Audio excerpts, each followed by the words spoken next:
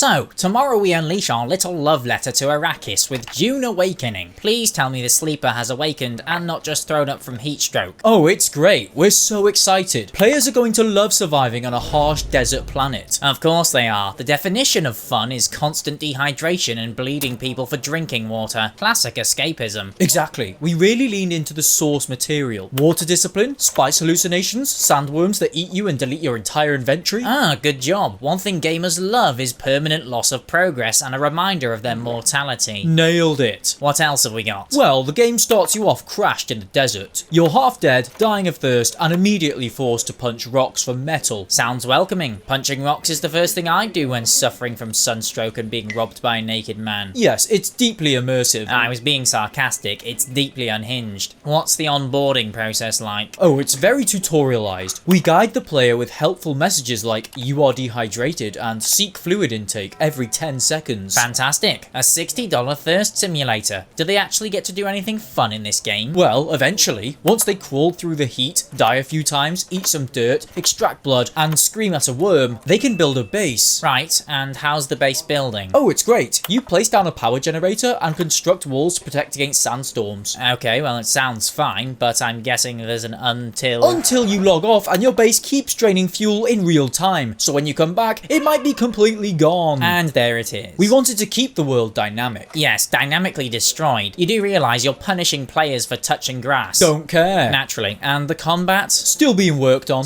The game comes out tomorrow! It's fine. Melee is kind of clunky, but ranged feels okay. Right, so mostly functional. I do believe I heard one tester say it felt like dueling with a pool noodle. Well, some enemies do just kind of stand there or walk into walls, but we call that emergent behaviour. No, emergent behaviour is an orc learning to climb. This is a guy with a sword forgetting how arms work. Oh, and on the PvP front, you only have to do it if you want the best gear, the rarest materials, and any chance at meaningful progression past mid-game. Well, wait, hang on. Didn't we tell players PvP was optional? Well, it is. You can totally avoid it, unless you want endgame loot, better gear, or access to the deep desert. So it's not optional. We prefer to call it encouraged escalation. Yes, like how falling down stairs is encouraged by gravity. Well, we've got other cool stuff, like spice hallucinations, dream sequences, and stealth puzzles in caves. That's great. Nothing I love more than tripping on spice and hiding from giant eyes in the dark. It's very on theme. So is crying in the sand while bleeding out, but we don't put that on the Steam page. And players can even build guilds, open world raids, even taxes. Wait, taxes? Yeah, your base has upkeep. You can owe thousands of in-game taxes and get locked out of shield protections if you don't pay. Marvellous. We've turned the Dune universe into the IRS. I suppose the Bene Gesserit do the audits. We've also added a feature where you can extract water from corpses and purify it. So the players are effectively vampires now. Is that canon? Water is life. So is shame, but here we are. The world is massive too. Huge zones filled with bases, sandstorms, crashed ships, and enemy factions, you name it. And presumably 85% of the world is just sand, yeah? Well, it is Arrakis. Yes, but surely you varied it up a bit. Of course, there's rocky sand, flat sand, sand with a bush. There's even a cave full of different kinds of sand. Oh good, I was worried it would feel repetitive. And what about the other players? Oh, you'll rarely see them outside of trading posts. Hang on, so a massively multiplayer online game where most of the time you're alone dying in the dirt. Fun, right? Not even remotely. Oh.